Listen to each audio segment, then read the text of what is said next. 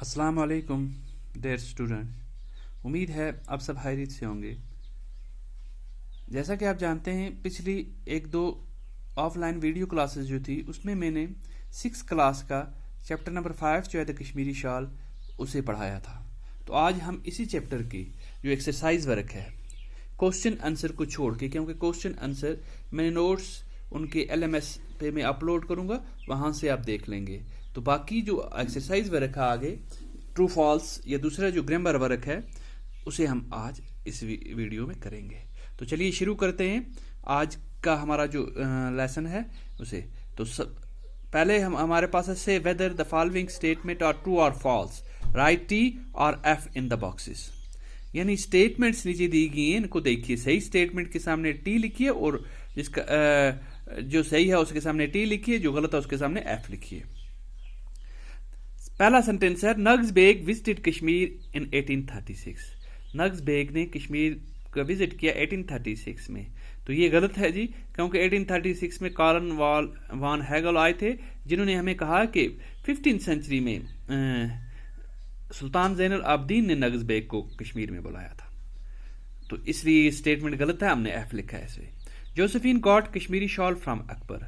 हमने पढ़ा जोसेफिन को नेपोलियन ने कश्मीरी शाल दी थी, यहाँ पे अकबर लिखा है, तो इसलिए ये भी फॉल्स है। Pashmina wool is taken from a goat. Pashmina wool एक गोट से ली जाती है।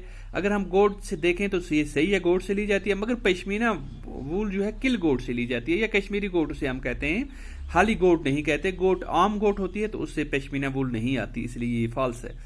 European could not copy the Kashmiri shawl. European Kashmiri shawl को कॉपी ना कर सके, ये बिल्कुल सही है। हमने पढ़ा इस पैसेज में कि यूरोपियन की शाल और कश्मीरी शाल में बहुत फर्क है, इसलिए यूरोपियन उसे कॉपी नहीं कर सके। The Kashmiri shall is made in Europe. Kashmiri shall Europe में बनती है, ये तो गलत है जी, क्योंकि कश्मीरी शाल है तो कश्मीर में बनेगी, यूरोप में कैसे बनेगी, तो इसलिए ये हमने फॉल्स लिखा है इसे। Hugel visited Kashmir more than a century after Bernier. Hugel Kashmir आए बर्नियर से 100 साल से ज्यादा के वक्त में। हम देखेंगे कि बर्नियर 1664 में कश्मीर आए, हगल 1836 में आए, तो इसमें तकरीबन 100 साल से ज्यादा का वक्त आ जाता है, तो इसलिए हमने इसे सही लिखा है। European women preferred the Kashmiri shawl to their own. European women अपनी शाल से ज्यादा कश्मीरी शाल को प्रेफर करती, तो ये बिल्कुल सही है जी, इसे हमने ट्रू लिखा है। नीचे language work. Kashmir is place. Kashmir एक जगह का नाम है। कश्मीर एक जगह का नाम है। वेयर कश्मीरीज लियो, और वहां के रहने वाले लोगों को क्या कहा जाता है? कश्मीरी। जहां पे कश्मीरी रहते हैं दे स्पीक कश्मीरी, और वो कश्मीरी बोलते हैं, जबान भी कश्मीरी बोलते हैं। कहता है इसी तरह की स्टेटमेंट नीचे दी गई जगह, लोगों और जबान के लिए भी बनाइए। जैसे ब्रिटेन। ब्रिटेन एक जगह है, वहां पे ब्रिटिश बोली जाती है, वहां पे ब्रिटिश लोग रहते हैं और इंग्लिश बोली जाती है।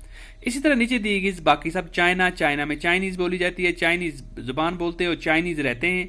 इसराइल। इसराइल में इसराइली बोली जाती है और इसराइली लोग रहते हैं और हेब्रियो बोली जाती है। फलस्तीन में फलस्तीनियन रहते हैं और अरबिक बोली जाती है। जापान में जापानीज रहते हैं और जापानी ही बोली जाती है। अमेरिका में अमेरिकन रहते हैं और इंग्लिश बोली जाती है। सऊदी अरबिया में अरब्स रहते हैं और अरबिक बोली जाती है। हॉलैंड में डच रहते हैं और डच बोली जाती है। आयरलैंड में आयरिश लोग रहते हैं, इंग्लिश और आयरिश जबान दोनों वहां पे बोली जाती हैं। तो ये थे आपका लैंग्वेज वर्क। तो इससे आगे आपका जो है वो है text grammar work. Grammar work में यहाँ पे प्रीपोजिशन दिए गए हैं। तो मैं आपको एक चीज यहाँ पे बताता चलूं कि मैं प्रीपोजिशन पे एक अलग से वीडियो भी बनाऊंगा, वो भी आप देखेंगे। उसमें आपको प्रीपोजिशन के कंसेप्ट, बेसिक कंसेप्ट जो हैं वो पूरी तरह से क्लियर हो जाएंगे। यहाँ मैं आपको थोड़ा सा समझाने की कोशिश करूंगा और इस एक्सरसाइज को हल करने की कोशिश करूंगा। जैसे इसने कुछ एग्जाम्पल्स दिए यहाँ पे the ring shawl can pass through a ring. यहाँ पे इस सेंटेंस में the underlined word shows the relationship of shawl with the ring. यहाँ पे अंडरलाइन्ड वर्ड जो है थ्रू, ये रिलेशनशिप दिखाता है इस शॉल की इस रिंग के साथ। तो हम यहाँ पे कह सकते हैं words that show the relationship of subject with object और कॉल्ड प्रीपोजिशन। वो लफ्ज जो सब्जेक्ट की रिलेशनशिप ऑब्जेक्ट के साथ दिखाते हैं उन्हें हम प्रीपोजिशंस कहते हैं।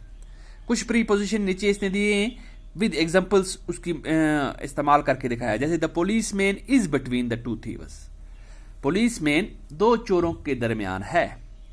बिटवीन, दो के दरमियान को हम बिटवीन लिखते हैं। The mother is standing behind the girl, यहाँ पे गर्ल है और इसके पीछे इसकी माँ खड़ी है। बिहाइंड के लिए पीछे के लिए हम बिहाइंड का इस्तेमाल करते हैं, लड़की के पीछे। And the girl is looking into the mirror, शीशे के अंदर देखना, किसी चीज के अंदर देखने को हम इन टू लिखते हैं, into the mirror, into. The mirror is in front, सामने है, इन फ्रंट ऑफ हर। फिर ये the dog is sitting beside his mistress, यहाँ पे एक औरत है, उसके पास में उसका कुत्ता बैठा, उसके बगल में, तो उसके लिए बिसाइड लफ्ज का इस्तेमाल किया है। The dog is sitting beside his mistress. Turn the book at page 5, at किसी पॉइंट ऑफ टाइम को हम किसी पॉइंट को बताते हैं, बताने के लिए हम एट का इस्तेमाल करते हैं। तो यहाँ पे क्योंकि पेज है, पेज 5 है, तो उसलिए हम एट का इस्तेमाल किया है, at page 5। The plane is flying over the men, plane इस मैन के ऊपर से फ्लाई कर रहा है। जो एक साइड से आए और दूसरी साइड चला जाए उसके लिए हम ओवर का इस्तेमाल करते हैं। जो ऊपर से गुजर जाए एक साइड से दूसरी साइड, उसके लिए ओवर का इस्तेमाल करते हैं। जो ऊंचा हो हमसे उसके लिए अबो का इस्तेमाल करते हैं। The plane is flying over the man, इस मैन से एक साइड से आया और दूसरी साइड चला गया। It is about the ground, और ये प्लेन जो है ग्राउंड के ऊपर भी है। Doggy is sitting outside, doggy बाहर बैठा हुआ है, इसका जो कैनल है इसके बाहर बैठा, आउटसाइड। अब बाहर को हम आउटसाइड लिखते हैं। And in front of his kennel, और ये अपने कैनल के फ्रंट में बैठा हुआ है। ऑफ पोजीशन दिखाने के लिए इस्तेमाल किया जाता है। In front of his kennel, the kennel is behind him, और इसका जो कैनल है इसके पीछे है। The monkey is sitting on the tree, ऊपर के लिए, यानी किसी एक चीज पे दूसरी चीज जब होती है या किसी सरफेस पे कोई चीज रखी जाती है उसके लिए ऑन का इस्तेमाल किया जाता है। यहां पे मंकी ट्री के ऊपर है तो इसलिए यहां पे ऑन का इस्तेमाल किया, ऑन द ट्री। चलिए जी आगे। Sheela is jumping over her friend, Sheela अपने फ्रेंड के ऊपर से जंप कर रही है। मैंने कहा आपको एक साइड से दूसरी साइड जो जंप कर ले उसे ओवर लिखते हैं। The two friends are shaking hands with each other, दोनों दोस्त एक दूसरे के साथ हैंड शेक कर रहे हैं। They are talking to each other, ये एक दूसरे से मुहातब भी हैं। The flag is flying over the mountain, over the mountain, ये पहाड़ी के ऊपर लहरा रहा है, ओवर इसलिए लिखा है।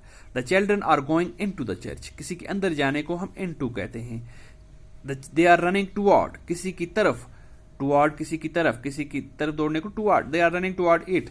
There is man at the church gate, gate के ऊपर, यानी किसी जगह के किसी फिक्सेड पॉइंट पे के लिए हम एट का इस्तेमाल करते हैं। गेट पर कौन है, एक इंसान खड़ा है। The boat is sailing in the water, पानी के अंदर बोट सेल कर रही है। There is lot of water under the boat, बहुत सा पानी है बोट के अंडर, क्योंकि ऊपर बोट चल रही है नीचे पानी है। तो चलिए आगे, यह है प्रीपोजिशन की exercise. Aslam put his ball dash dash the box, यहां पे हम देखेंगे बॉक्स के अंदर है बॉल, अंदर के लिए इन का इस्तेमाल होता है। Aslam put his ball in the box and he locked it. The ball is dash dash the flower, और यहां पे हम देखें नीचे सरफेस है फ्लावर का और उसके ऊपर बॉल है, ऊपर के लिए हम ऑन का इस्तेमाल करते हैं। The ball is on the flower, lift it and go out. The thief jumped, यहां पे मैंने आपको बताया एक साइड से अगर दूसरी साइड जंप हो तो उसको ओवर का इस्तेमाल करते हैं। The thief is jumped over the wall and run away. The ball is dash dash the carpet, get it from there. यहाँ पे आप देखो ऊपर कारपेट बना है, इसके नीचे बॉल है। मैंने पीछे आपको एग्जांपल्स में हमने देखा कि वाटर के अंडर, इसके अंडर बोट के अंडर बहुत सा वाटर था, तो यहाँ पे भी हम देखेंगे कारपेट के अंडर बॉल है। The ball is under the carpet. Don't look through the window, they are watching you, इस साइड से इस साइड क्रॉस होगी नजर तो through the window. Construct your house a little above, यहाँ पे इस साइड से इस साइड नहीं गया बल्कि ये ऊपर है थोड़ा, इसके लिए हम एबो का इस्तेमाल करेंगे। अगर इधर से इधर कोई चीज चली जाए उसके लिए ओवर का इस्तेमाल करेंगे। तो एक जगह पे फिक्स है जमीन से ऊपर, उसे एबो कहेंगे। Construct your house a little एबो the ground, the flood water will not enter your house. Somebody is knocking at the door, यहाँ पे फिक्स्ड पॉइंट है टाइम का, तो knock it at the door. Could you see who it is, तो ये थे आपके प्रीपोजिशन और इनकी एक्सरसाइज। उम्मीद है आपको ये अच्छी तरीके से समझ आए होंगे। तो इंशाल्लाह अगली जो हमारी ऑफलाइन वीडियो क्लास होगी, ये जो अगली मैं वीडियो बनाऊंगा, उसमें मैं आपको प्रीपोजिशन के बेसिक कंसेप्ट जो हैं वो सारे क्लियर कर दूंगा, और एक डिटेल्ड वीडियो होगी प्रीपोजिशन पे। तो उसमें अब आपको प्रीपोजिशन के जितने भी कंसेप्ट्स हैं और जितने भी कन्फ्यूजन्स हैं वो सब क्लियर हो जाएंगे। आज के लिए इतना काफ़ी है। बाकी वस्सलाम, अल्लाह हाफिज़।